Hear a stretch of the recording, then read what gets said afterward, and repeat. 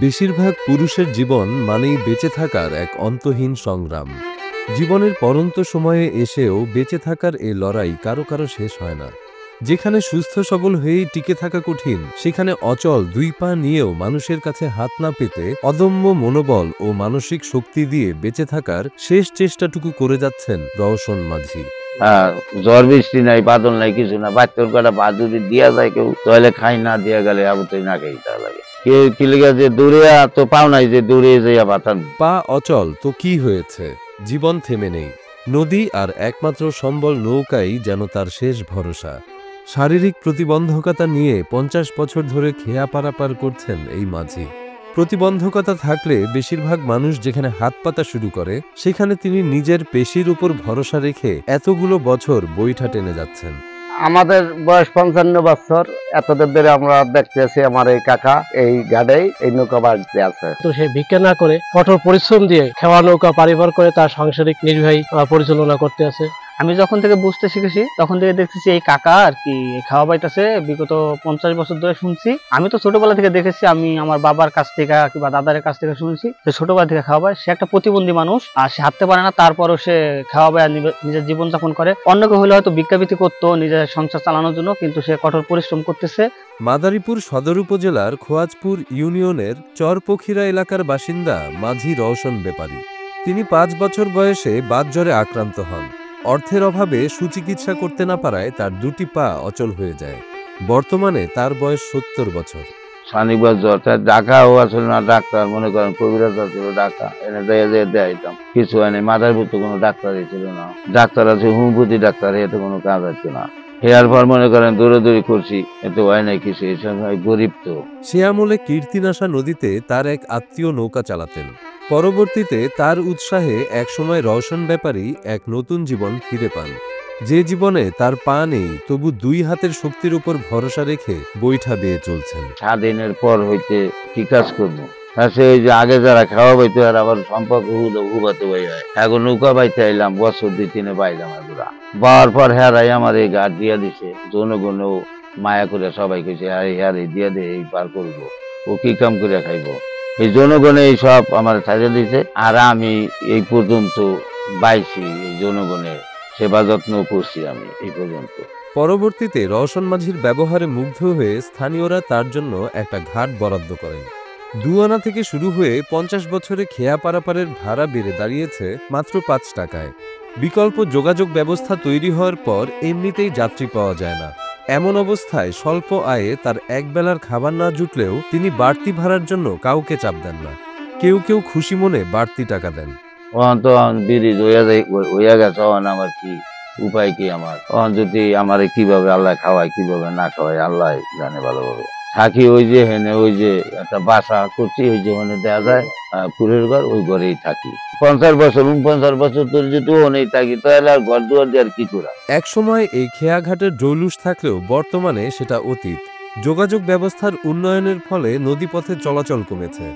সারাদিনে সামান্য কয়জন যাত্রী পারাপার করে যে আয় হয়, তাতে সংসার চালানো দুঃসাধ্য। তাই রওশন মাঝি স্থায়ী কাজের জন্য সরকার ও বিত্তশালীদের সহযোগিতা কামনা করেন। নদীপাড়ের একটা ঝুপড়ি ঘরে তার বসবাস। যাত্রীদের যেন নদী পারাপারে এক বিন্দু সমস্যাও না হয়, সেই ভাবনা থেকেই নদীর পাড়ে থাকার সিদ্ধান্ত নেন। নৌকা চালিয়েই চলছে তার জীবন জীবিকা। খেয়া পারাপার করে যা উপার্জন করেন, তা দিয়েই খুঁড়িয়ে খুঁড়িয়ে চলছে তার হতদরিদ্র সংসার। এখনো সে 5 টাকা করে ভাড়া নেয়, ওই সাধারণ একটা কুপি ঘরে থাকে। ওই যে আমার বাসের ছেলে ওই নৌকা বাই, ওই নৌকায় 50 বছর ধরে নৌকা বাইতেছে, ওখানে একটা গোপালটাই থাকে, ওই জায়গায় থাকে, ওই জায়গায় ঘুমায়, ওই জায়গায় আর খাওয়ান, বাড়িতে আসতে পারে না। ঘরে থাকলেই কি আর না থাকলেই নেই তো টাকা পারে, রাত্র এনে দিন এনে সব সময়ের জন্য এনে থাকি। ঝড় বৃষ্টি নাই, বাদল নাই, কিছু না, বাচ্চার কটা পা যদি দিয়া যায় কেউ তাহলে খাই, না দিয়া গেলে আবুতই না খাই তা লাগে। অভাগা রওশন মাঝির স্ত্রী পরম যত্নের সাথে দীর্ঘকাল ধরে তার দেখভাল করে যাচ্ছেন। কষ্ট হলেও তিনি তার স্বামীর সেবা যত্ন করে যাচ্ছেন। আমার যে বিয়ে হয়েছে হ্যাঁ লাগে এইভাবে, হ্যাঁ আইয়াই আমার বাজার সদাই করতেছি, বাজার সদাই করে হ্যাঁ খাওয়াইতে হয়, হ্যাঁ গোসল করাই দিতে হয়, হ্যাঁ আবার কষ্ট করে ভাত দিয়েই পায়, হ্যাঁ আবার আইতে হয়, হ্যাঁ আবার যাইতে হয়, মনে করেন 3 বেলা দিয়ে, হ্যাঁ মনে করেন কিছু করতে পারেন না, পেয়ে জানলেও আমার দোকানে যাইতে হয়, সবকিছু বাজার আমার করা লাগে, পুরুষের করা লাগে, মেয়ে তার স্ত্রীকেও খুব কঠিন একটা জীবন পার করতে হচ্ছে। মনে করেন আমার 8 বাজার সদাই ব্যাগ করে খাওয়ান লাগে, কিছু করতে পারে না। ওই জড়ালে মনে করেন খাওয়ানো করে দিয়ে লাগে, আর রেখে করিয়া আর বাড়িতে আনা লাগে, ডাক্তার দেখান লাগে, কোনো কিছু করতে পারে না। হয়তো পঙ্গু, এত হাতে চলতে পারে না, সব আমার করা লাগে, পুরুষ হওয়া লাগে, মেয়েও খাওয়া লাগে, আর করে আমার দেওয়া লাগে, বাজার করে খাওয়ান লাগে।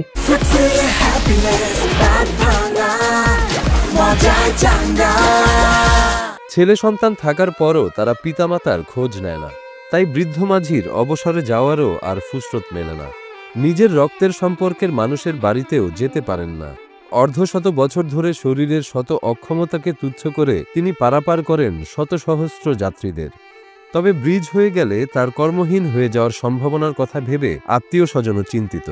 আর 4 ছেলে মানে 3 ছেলে আলাদা খায়, হে একাই তো কামাই রুজিকে খায়। এখন কিভাবে চলবে এটা এখন সরকার যদি দেখে, হারে এটা তো অনেক ভালো হয়। হাতেন বাড়িতে আসলে অনেক কষ্ট হয়ে যায়, কিভাবে আইব এখন যখন ব্রিজ হয়ে গেছে, কিভাবে বাঁচবো, কিভাবে কত কষ্ট হয় পরিশ্রম করিয়া কিভাবে বাঁচবো, সেটা যদি সরকার যদি দেখতো তাহলে তো আমার একটু ভালো হইতো। তিনি না থাকলেও প্রতিবেশীদের জন্য তার নৌকা বরাদ্দ থাকে। কিলোগা রাইতে আমার নাগাদ লাভ খারাপ পাইতে তুমি লোকলে পার হইয়া আবার নৌকা আমার এনে বাইনে দিয়ে দিবে। এই জন্য এখন সহযোগিতা করার জন্য আমি এই জায়গায় সবসময়, এর লেগে আমার সবাই ভালো জানে। তার জীবনের দুর্দশা দেখে অনেকেই কষ্ট পান। কারো কাছে হাত না পেতে রওশন মাঝি সুদীর্ঘ 50 বছর যাবৎ খেয়া পারাপার করে আসছেন। তার সাহসিকতা ও কর্মদক্ষতা দেখে সবাই মুগ্ধ। ওনার সংসার হলো বড়, কিন্তু উনি এইভাবেই বাঁচতে আছে।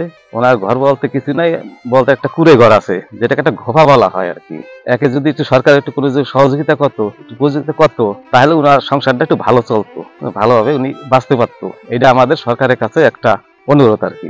যদি হারে একটা কিছু কইরা দিতে হলে একটু ভালো হইতো, মনে করেন কিভাবে চইলা ফিরা খাইবো, একটা সাহায্য যদি করতো, একটা দোকান পাড় দিয়ে দিত, নাহলে একটা কোনো কিছু টাকা পয়সা দিত। 50 বছরের ব্যবধানে যোগাযোগ ব্যবস্থা অনেক উন্নত হওয়ায় রওশন মাঝির কপালে দুশ্চিন্তার ভাঁজ। কেননা নদীপথে যাতায়াতের প্রয়োজন কমে গেলে তার ভাতের থালা শূন্য হতে খুব বেশি দেরি হবে না।